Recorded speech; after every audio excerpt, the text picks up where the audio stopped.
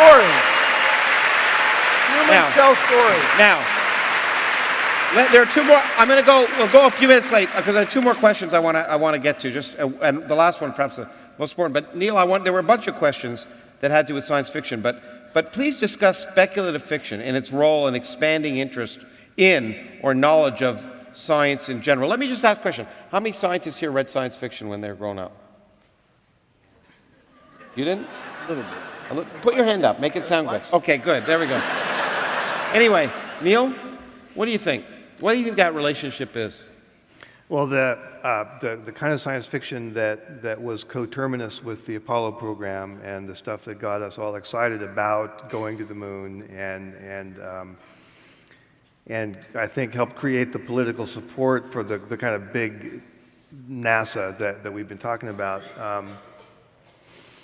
Hasn't been written in a while. Science fiction kind of took a different turn, and I'm sort of exhibit A of this. So for the last few decades, a lot of science fiction has tended to be darker, more introspective, more about sort of the hero being the kind of hacker who's trying to figure out how to exploit a system that somebody else built, as opposed to the engineer or the scientist discovering or building something new. And I don't know whether there's a cause and effect relationship, but that has coincided with what looks to me like a big drop-off in the rate at which we've made big advances in new ways of getting around, new sort of major infrastructure, space exploration, et cetera. So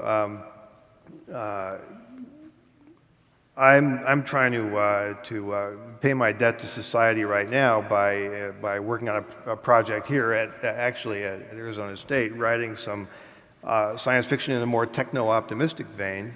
It came out of a sort of public argument that I had with Michael Crow a couple years ago, where we were trying to figure out whether science fiction writers could take any share of the blame for this. And so So you're the one. Yeah.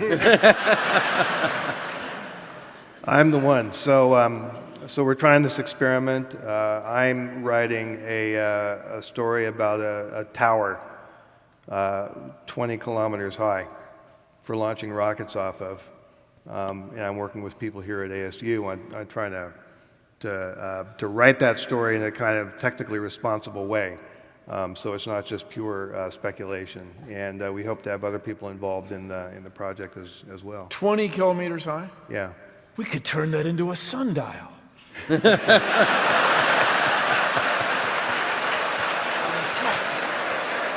Oh, the engineers. Here's the thing. Engineers. Well, here's the thing.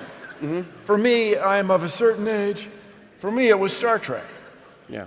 And the thing about Star Trek... I can't argue with that. Well, there's technology. Everybody speaks the same language generally, and they beam up and down, which is a huge shortcut. But it was this intensely optimistic view of the future. Exactly. And so what I'd like you to do, science fiction guy of the future, is I tell you guys, if you want to worry about things, we are living at a great time. I mean, we've got this worldwide economic crisis, we got human immunodeficiency virus, we've got all kinds of diseases that are resistant to our things. We have what used to be 1.5 billion people, now it's going to be 12 or 15 billion people. And really, everybody here, climate change is the thing. But what if we had an optimistic view of the future where we come up with new technologies, new social structures, where people get along and address climate change and improve the quality of life for everybody? I would love to have that. Yeah.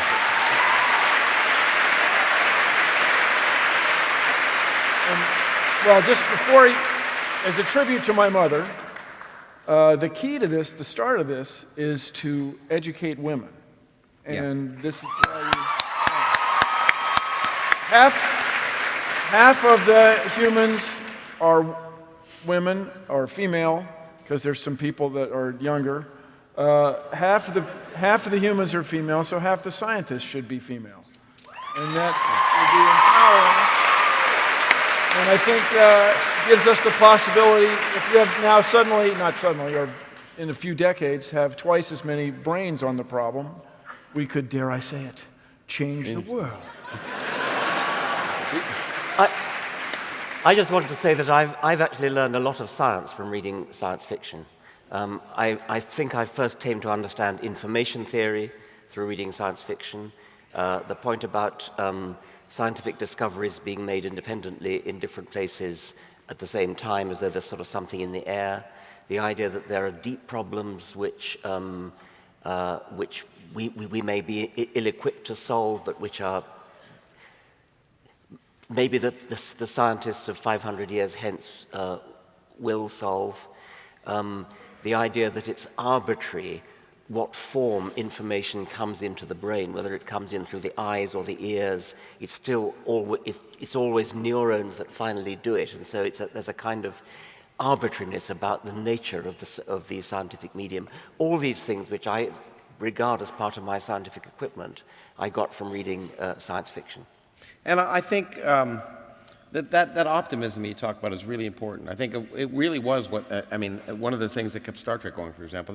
The idea that science, too often it seems to me in Met science fiction, there's a dystopic view of the future that science makes the world a worse place. But science has made the world a much better place. People live much happier lives, healthier lives on the whole, and much longer because of science. And so that optimistic view is, I think, incredibly important to push, which is how I'm going to almost end this now, because I think we have gone over time.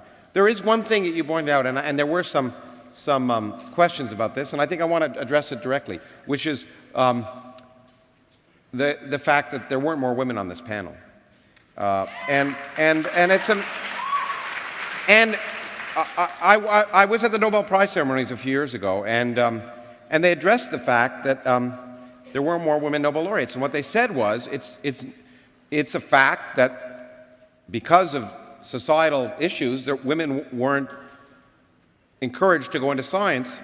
And the Nobel Prizes are given most often for things that have done 20 years earlier, or 50 years earlier. And in 50 years from now, half the Nobel Prizes will be for women because there are women in science. And I'm hoping that events like this, we are the old guard for the most of us. Even you. And I'm hoping and that we will encourage young women to go into science and go into communicating about science, and so that when we have this panel in the future, we'll have an all-female panel. But thank you very much tonight for coming.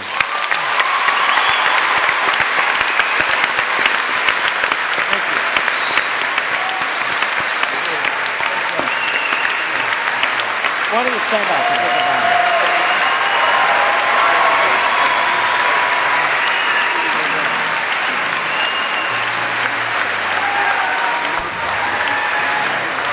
Let's do a bow. Let's do a real bow. No. We gotta do a bow. No. Let's hold hands. We're going to do that. Fourth wall.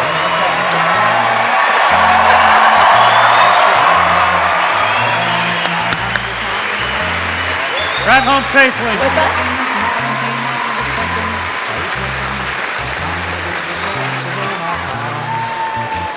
The sun and you and me, all the stars that you can see, are moving at 1,000,000 miles a day in an outer spiral arm at 40,000 miles an hour of the galaxy we call the Milky Way.